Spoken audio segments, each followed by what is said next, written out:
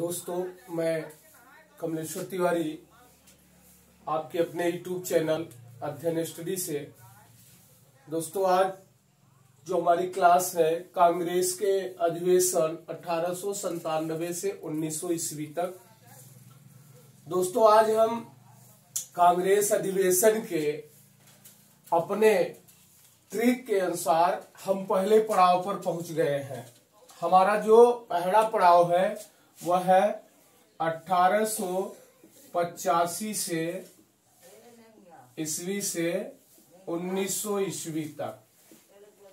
1900 ईस्वी तक दोस्तों, हमने यहाँ जो भी वीडियो बनाया है, अगर आप उसको देखना चाहें तो हमारे प्लेलिस्ट में पड़ी है, आप उसको देख लीजिए।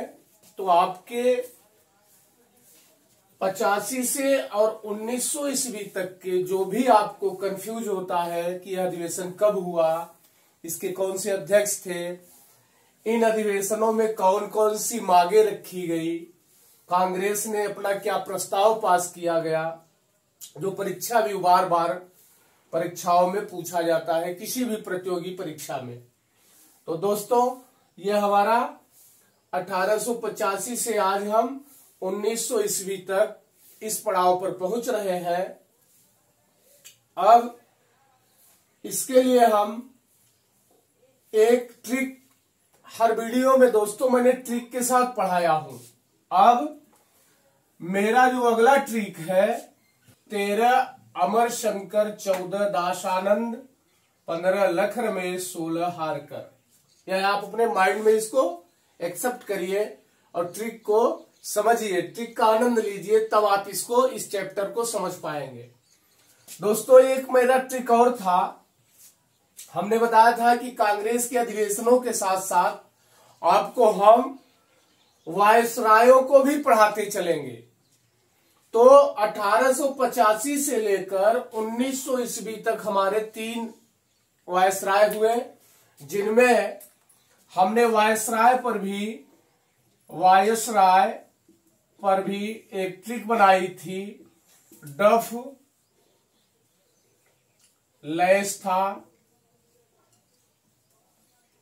2 बार गिरा। अब ये देखिए, हमारा यहां तक हम 85 से और 1900 ईस्वी तक ये हमारा क्या है, ट्रिक है वायसरायों का। कि ये डफरीन, इसका 1884 से है, इसका कार्यकाल है 1888, यानी 4 अधिवेशनों में यह रहा, यह 4 अधिवेशन देखा। फिर 1888 से और 1894 तक, 1894 तक दूसरा वायसराय कौन था, लैंसडाउन। और फिर 1894 से हमारा 1899 तक वायसराय है लॉर्ड एल्गिन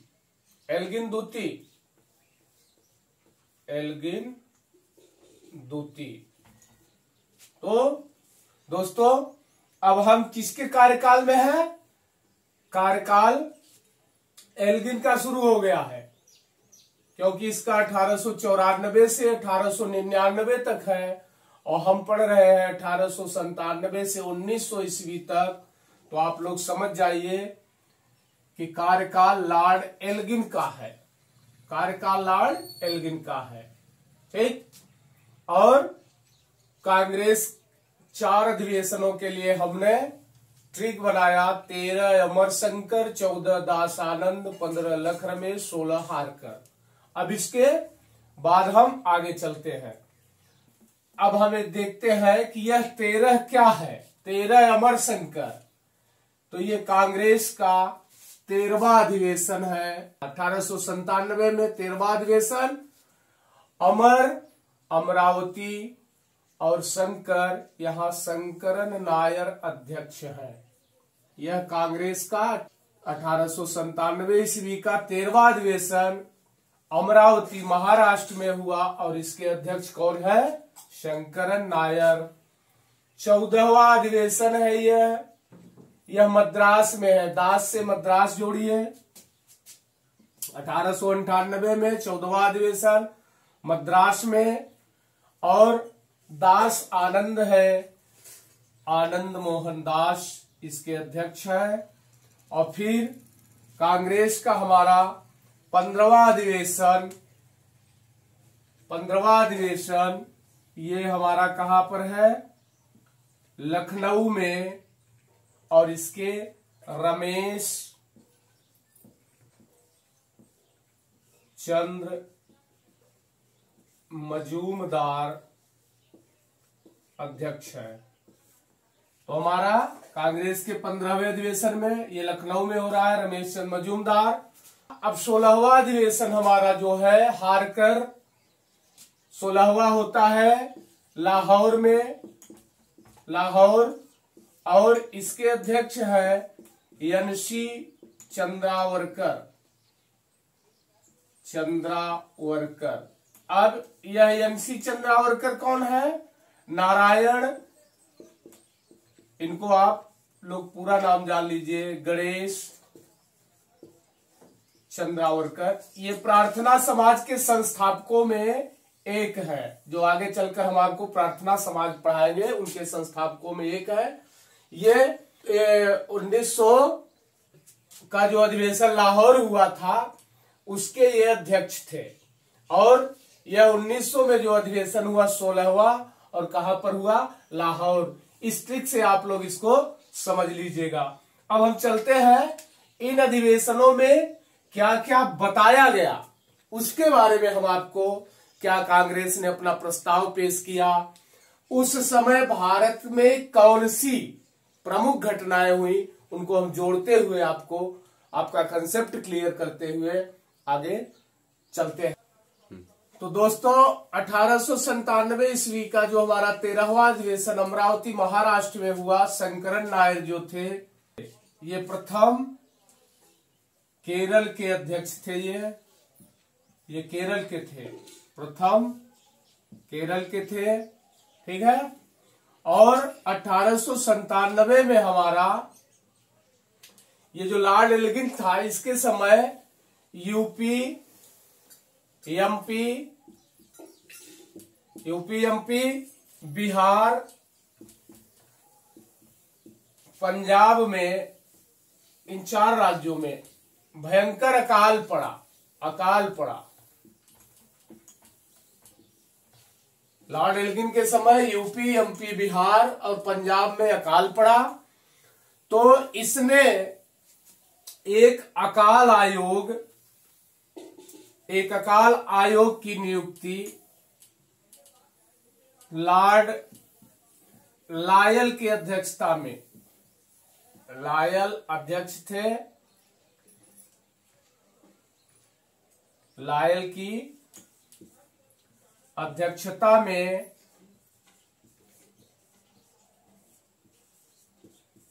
अकाल आयोग गठित किया, अकाल आयोग बनाया, ठीक है। किसकी अध्यक्षता में? लायल की। ये लॉर्ड लायल थे, तो इस अकाल आयोग का नाम लायल आयोग पड़ा। अकाल आयोग को लायल आयोग भी कहते हैं, ठीक है। और यह लायल आयोग ने अपनी जो सिफारिशें की थी, तो इसने कहा कि किसान परेशान है, अगर अकाल पड़ता है तो सूखा है, तो इसने सिंचाई के लिए सिफारिश की थी। लायल आयोग ने सिंचाई की सिफारिश की थी। इसको आप लोग थोड़ा मन में बिठा के चलना कि इसकी प्रमुख क्या थी। यह सिंचाई की सिफारिश की थी कि सिंचाई के लिए अपनी सिफारिश प्रस्तुत की थी। तो लॉर्ड एल्गिन के समय जो ये इसका कार्यकाल चल रहा है, यहाँ भयंकर अकाल पड़ा और एक अकाल आयोग लॉर्ड लायल की अध्यक्षता में लायल आयोग बनाया गया और इसने सिंचाई पर सिफारिश की। और अमरावती में शंकर नायर थे, ये कांग्रेस के प्रथम केरल के निवासी थे जो कि कांग्रेस के अध्यक्ष हुए। अब 1897 में एक और घटना है बच्चों, बहुत ही महत्वपूर्ण। 1897 में ही तो दोस्तों 1897 की एक और बहुत महत्वपूर्ण घटना थी जो कि आजादी के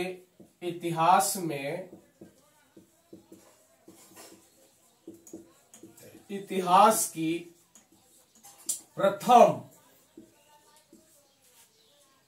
क्रांतिकारी घटना थी।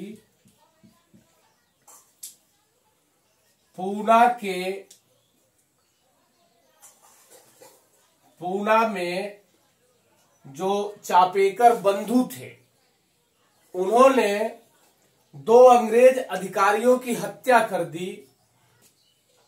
आजादी के इतिहास की प्रथम क्रांतिकारी घटना जिसको हम इतिहास में 1897 की पूरे घटना के नाम से जानते हैं। अब इस घटना को थोड़ा हम आप लोगों को संक्षिप्त में बता दें और बहुत ही मजेदार है। यहीं से इतिहास में क्रांतिकारी घटना की शुरुआत होती है। यहीं से इतिहास में क्रांतिकारी घटना की शुरुआत होती है।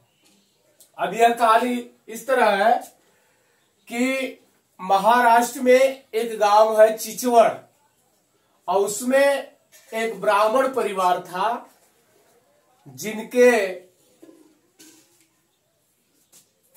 हरि पंत चापेकर और उनकी पत्नी लक्ष्मीबाई को 3 संतानें थी। दामोदर,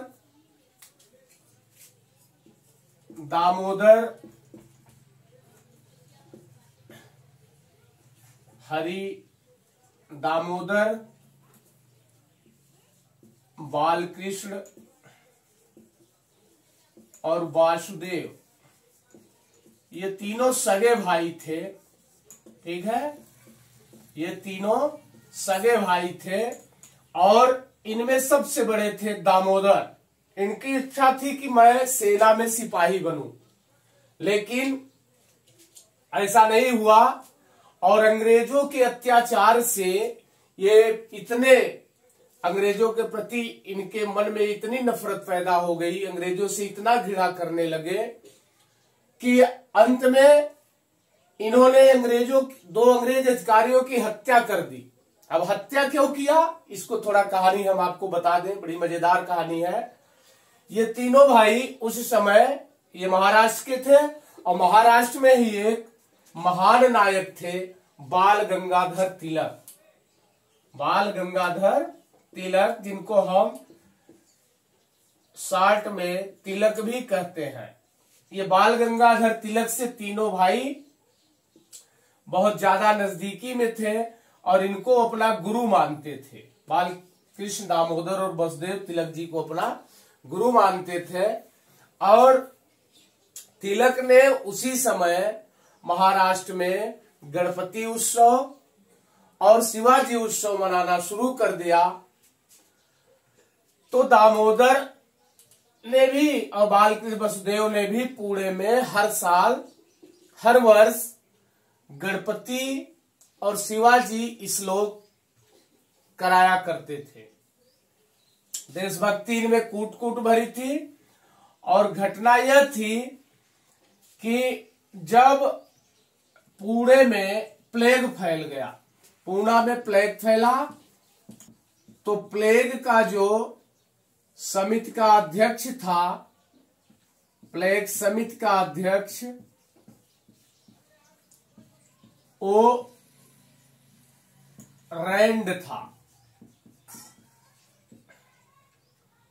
और इसका सहायक एम हर्स्ट। ये दोनों अधिकारी थे। यह समिति के अध्यक्ष थे रैंड, और एमरेस्ट उनका जो था सहायक लेफ्टिनेंट था। और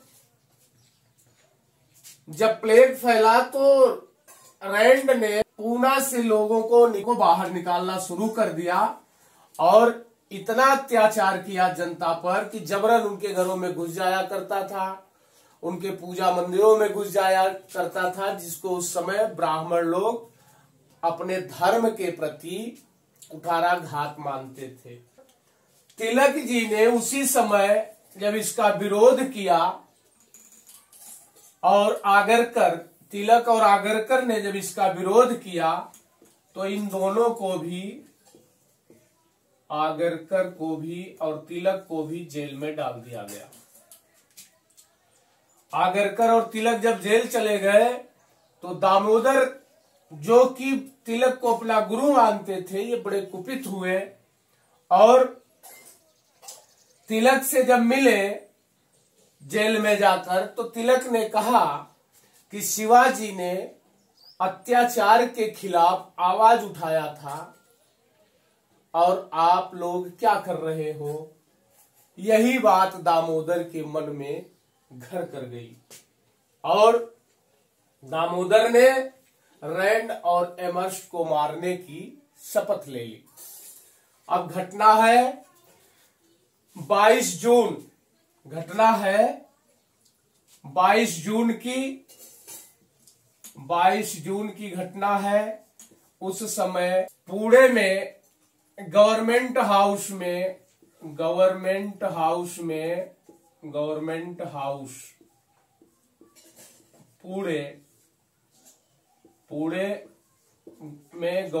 हाउस में महारानी विक्टोरिया के राज्यारोहण के लिए हीरक जयंती मनाई जा रही थी। हीरक जयंती का उत्सव हो रहा था और रैंड एमहर्स्ट यहां पर उपस्थित थे। दामोदर और बालकृष्ण, ये दोनों भाई अपने साथ अपने मित्र विनायक रानाडे को लेकर वहां पहुंच गए। इन्होंने गेट के बाहर रैंड और एमर्स्ट को निकलने के लिए इंतजार करने लगे और रात 12 बजे तक इंतजार किए।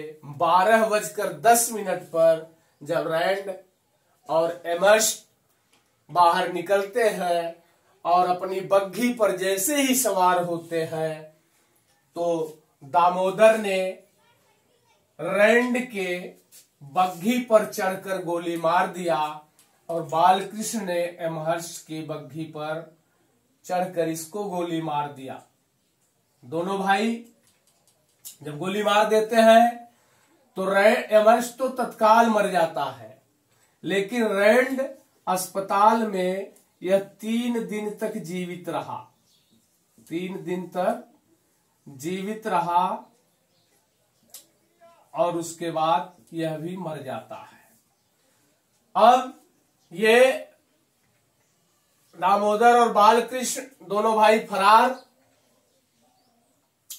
और उस समय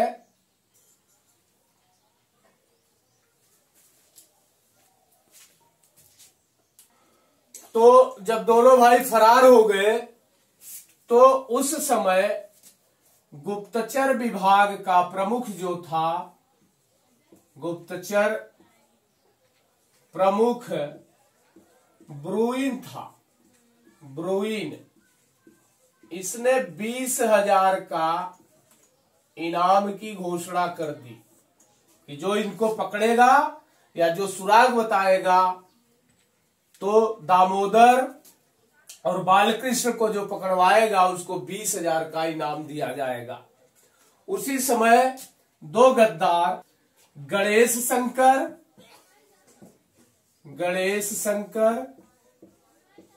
ये 2 जो थे ये गद्दार थे। गद्दार गणेश शंकर, दूसरा था रामचंद्र। ये दोनों द्रविड़ जाति के थे, ठीक है।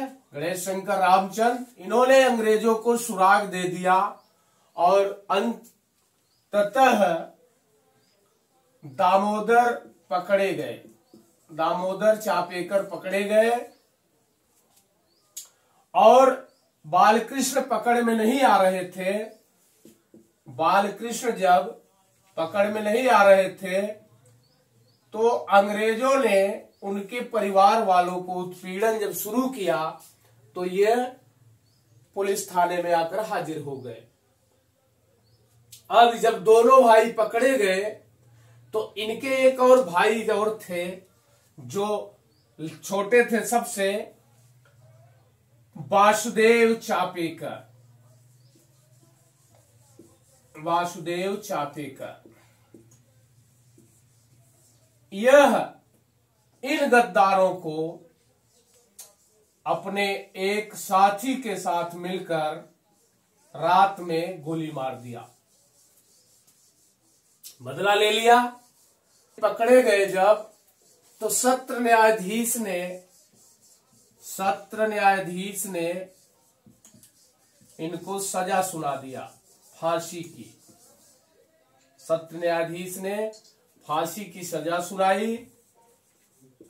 सजा सुनाई और दामोदर जो चापेकर थे 1898 में और 18 अप्रैल था बच्चों, यह 18 अप्रैल 1898 को दामोदर को फांसी पर लटका दिया गया। अब वासुदेव जो थे इनको मई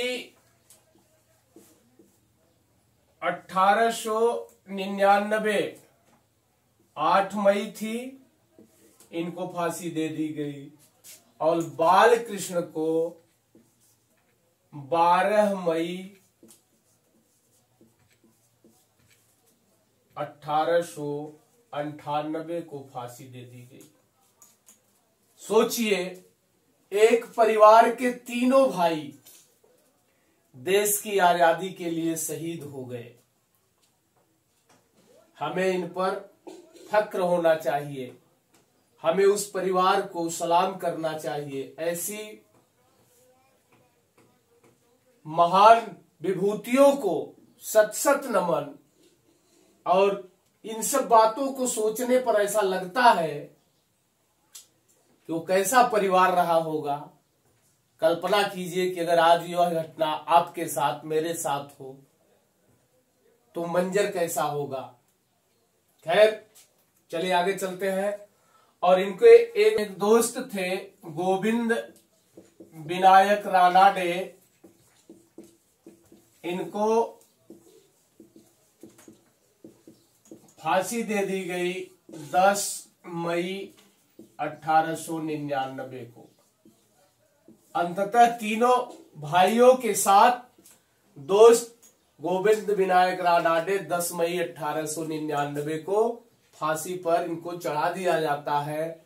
यह हमारे आजादी के इतिहास की चापेकर बंधु घटना प्रथम घटना थी। यह इतिहास की प्रथम घटना है, प्रथम क्रांतिकारी घटना। परीक्षाओं में पूछ लिया जाता है कि प्रथम क्रांतिकारी घटना कौन थी। प्रथम क्रांतिकारी घटना में किसकी हत्या की गई? तो रैंड और उसके सहायक लेफ्टिनेंट एमर्स्ट की। तो 1898 की घटना थी। इसको आप लोग, जो उस समय विश्व परिदृश्य में चल रही थी, जब हमारे कांग्रेस का 14वां अधिवेशन मद्रास में हो रहा था उस समय की, और 15वां लखनऊ।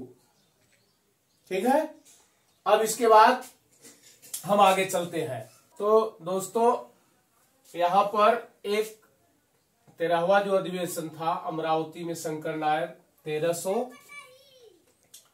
1897 में, 1897 में, तो 1 मई 1897 में ही रामकृष्ण मिशन की स्थापना हुई थी।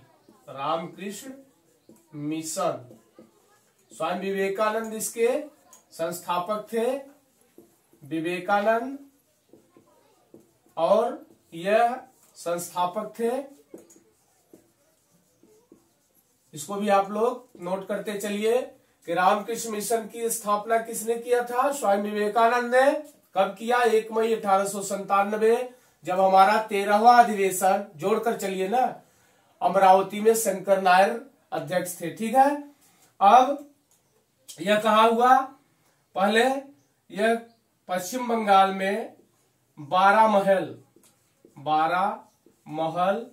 यह बंगाल मतलब कलकत्ता के पास था, कलकत्ता के समीप, आज पश्चिम बंगाल में। ठीक है, उस समय मान लीजिए। और बाद में इसको उठा करके इन्होंने कलकत्ता में ले आए। कहां पर? बेलूर में, बेलूर कलकत्ता में। ठीक है। तो रामकृष्ण मिशन की स्थापना भी कहां पर हुई? रामकृष्ण मिशन की स्थापना 1 मई 1897 को। पहले इसके संस्थापक थे विवेकानंद, संस्थापक थे। पहले ये बारामहल में कलकत्ता के पास इसको खोला गया। इसका तो ये जो इनका विवेकानंद ने रामकृष्ण मिशन का पहले मठ जो था, मठ वो कहां पर बनाया? बारामहल में। यह कलकत्ता के समीप था। बाद में इसको उठाकर इन्होंने बेलूर कलकत्ता में स्थापित कर दिया। तो यह उस समय भारत की महत्वपूर्ण घटना थी।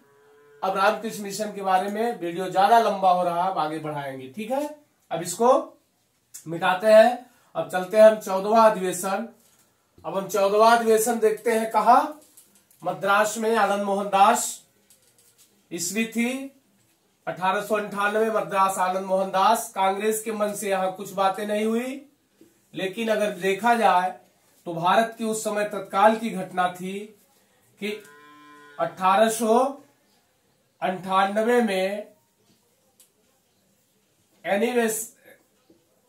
एनी बेसेंट ने बनारस में सेंट्रल हिंदू कॉलेज की स्थापना की। Central Hindu college, central Hindu college की स्थापना की, जो आगे चलकर यही विद्यालय 1916 में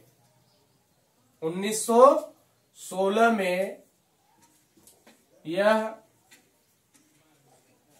1916 में बनारस हिंदू विश्वविद्यालय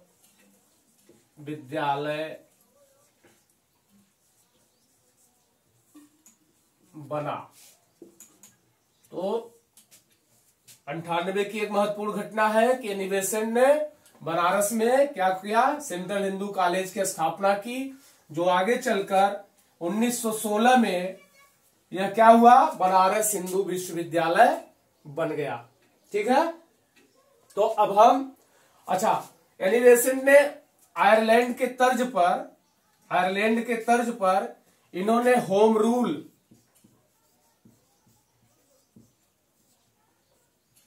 भी भारत में इसकी शुरुआत की थी। किसने? एनी बेसेंट ने। इसको आप लोग ध्यान दीजिएगा कि यह आयरलैंड में जिस तरह से होम रूल आंदोलन चल रहा था, उसी तर्ज पर, उसी को देखते हुए इन्होंने भारत में भी एनी बेसेंट ने होम रूल आंदोलन की शुरुआत किया था। तो 1898 की घटना है कि एनी बेसेंट ने बनारस में सेंट्रल हिंदू कॉलेज की स्थापना की, जो आगे चलकर 1916 में बनारस हिंदू विश्वविद्यालय बना, मदन मोहन मालवीय के प्रयास से। अब इसको और आगे पढ़ाएंगे। ठीक है। अब चलते हैं हम कहा? 15 लखनऊ रमेश चंद्र दत्त। तो 15वां अधिवेशन जो था यह लख रमेश 15वां अधिवेशन 1899 लख से लखनऊ और रमेश चंद मजूमदार रमेश चंद दत्त।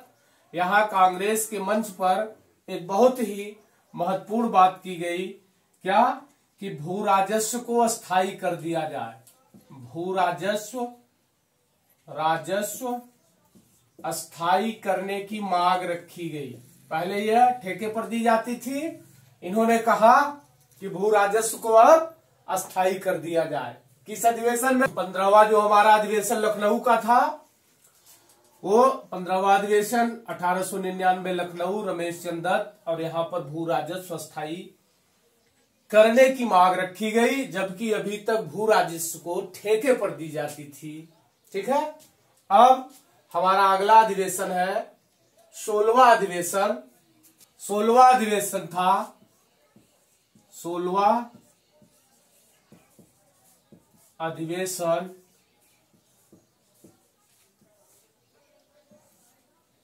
1900 ईस्वी।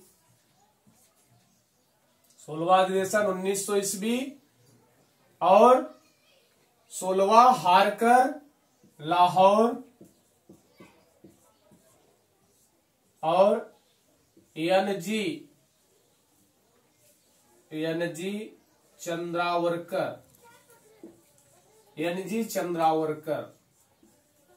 अध्यक्ष थे। यहां पर भी कांग्रेस की मंच से कोई महत्वपूर्ण बातें नहीं की गई। ये जो एनजी चंद्रावरकर है, ये प्रार्थना समाज के संस्थापकों में है। ठीक है, एक प्रार्थना समाज संस्थापकों में एक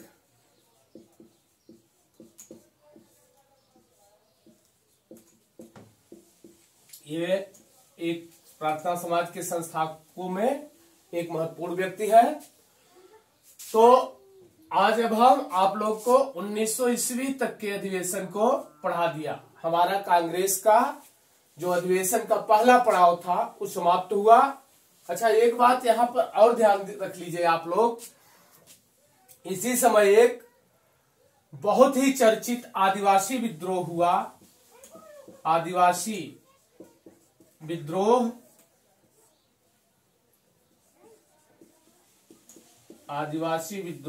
ये छोटा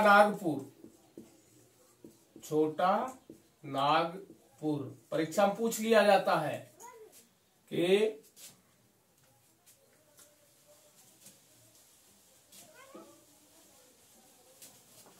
मुंडा विद्रोह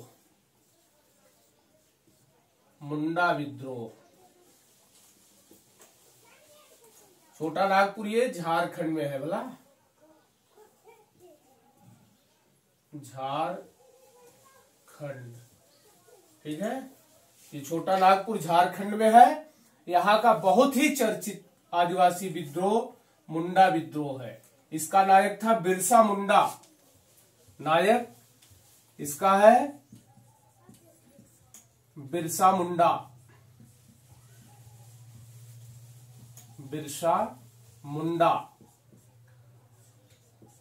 ठीक है, बिरसा मुंडा इसका नायक। तो यह आदिवासी विद्रोह छोटा नागपुर का है, मुंडा विद्रोह झारखंड का, इसका नायक है बिरसा मुंडा।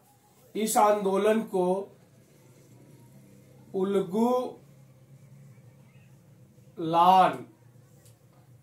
महान हलचल कहते हैं।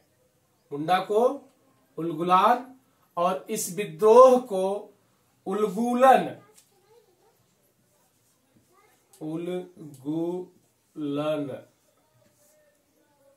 महान विद्रोह।